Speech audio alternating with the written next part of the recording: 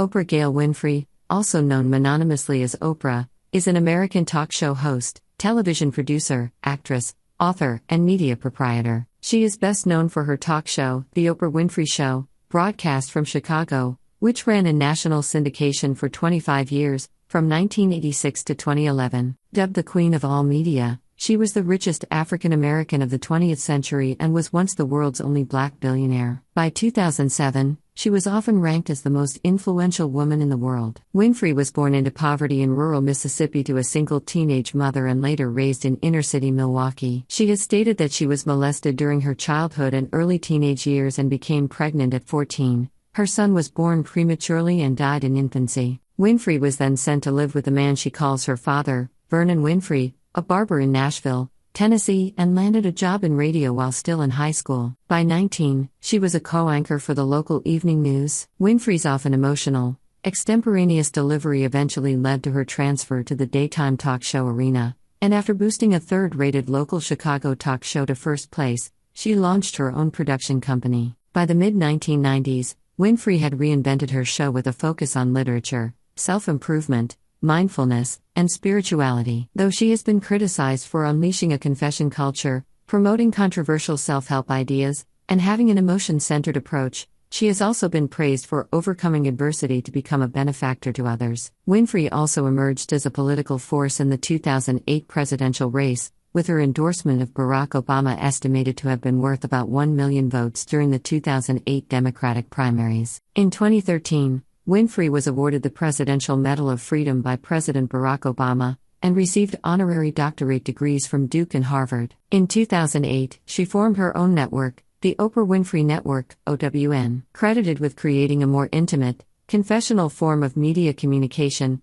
Winfrey popularized and revolutionized the tabloid talk show genre pioneered by Phil Donahue. In 1994, she was inducted into the National Women's Hall of Fame. Winfrey has won many accolades throughout her career, which includes 18 Daytime Emmy Awards, including the Lifetime Achievement Award and the Chairman's Award, 2 Primetime Emmy Awards, including the Bob Hope Humanitarian Award, a Tony Award, a Peabody Award, and the Jean Hersholt Humanitarian Award awarded by the Academy Awards, in addition to 2 competitive Academy Award nominations. Winfrey was elected as a member of the American Academy of Arts and Sciences in 2021. Oprah Gail Winfrey was born on January 29, 1954. Her first name was spelled Orpah on her birth certificate after the biblical figure in the Book of Ruth, but people mispronounced it regularly and Oprah stuck. She was born in Kosciuszko, Mississippi, to a teenaged mother, Vernita Lee, and father Vernon Winfrey. Winfrey's parents never married. Vernita Lee, 1935 to 2018, was a housemaid. Vernon Winfrey was a coal miner turned barber turned city councilman who was in the armed forces when she was born. A genetic test in 2006 determined that her matrilineal line originated among the Pella ethnic group, in the area that today is Liberia. Her genetic makeup was determined to be 89% sub-Saharan African, 8% Native American,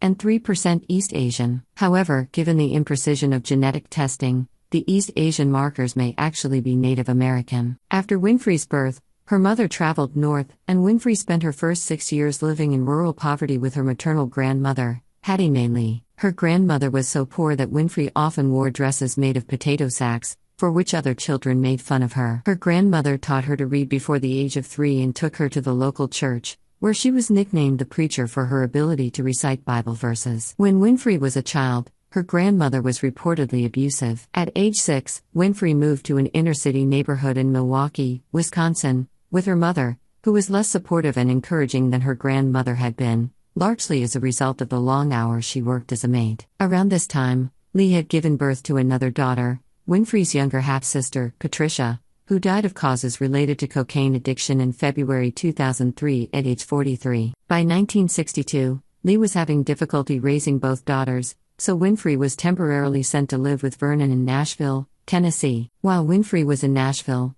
Lee gave birth to a third daughter, who was put up for adoption in the hopes of easing the financial straits that had led to Lee's being on welfare, and was later also named Patricia. Winfrey did not know that she had a second half-sister until 2010. By the time Winfrey moved back with her mother, Lee had also given birth to Winfrey's half-brother Jeffrey, who died of AIDS-related causes in 1989. At the age of 8, she was baptized in a Baptist church. Winfrey has stated she was molested by her cousin, uncle, and a family friend, starting when she was 9 years old, something she first announced on a 1986 episode of her TV show regarding sexual abuse. A biographer alleged that when Winfrey discussed the alleged abuse with family members at age 24, they reportedly refused to believe her account. Winfrey once commented that she had chosen not to be a mother because she had not been mothered well. At 13, after suffering what she described as years of abuse, Winfrey ran away from home. When she was 14, she became pregnant, but her son was born prematurely and died shortly after birth. Winfrey later stated she felt betrayed by the family member who had sold the story of her son to the National Enquirer in 1990. Winfrey attended Lincoln Middle and High School in Milwaukee, but after early success in the Upward Bound program, was transferred to the affluent suburban Nicollet High School. Upon transferring, she said she was continually reminded of her poverty as she rode the bus to school with fellow African Americans, some of whom were servants of her classmates' families. She began to rebel and steal money from her mother in an effort to keep up with her free-spending peers. As a result, her mother once again sent her to live with Vernon in Nashville, although this time she did not take her back. Vernon was strict but encouraging,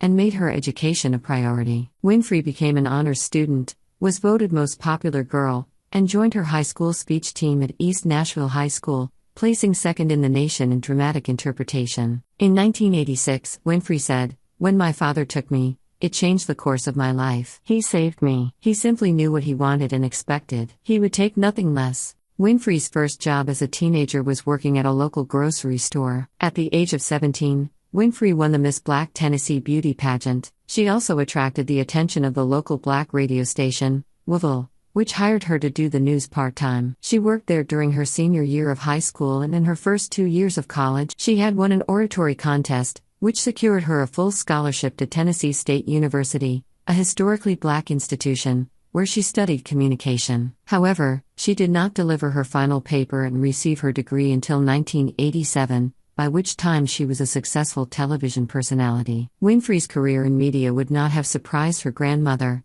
who once said that ever since Winfrey could talk, she was on stage. As a child, she played games interviewing her corncob doll and the crows on the fence of her family's property. Winfrey later acknowledged her grandmother's influence, saying it was Hattie Mae who had encouraged her to speak in public and gave me a positive sense of myself. Working in local media, Winfrey was both the youngest news anchor and the first black female news anchor at Nashville's Black TV, now WTVF-TV, where she often covered the same stories as John Tesh, who worked at a competing Nashville station. In 1976, she moved to Baltimore's WJZ-TV to co-anchor the 6 o'clock news. In 1977, she was removed as co-anchor and worked in lower-profile positions at the station. She was then recruited to join Richard Scher as co-host of WJZ's local talk show People Are Talking, which premiered on August 14, 1978. She also hosted the local version of Dialing for Dollars. Well guys, what are your thoughts? Do tell us. Thanks for watching.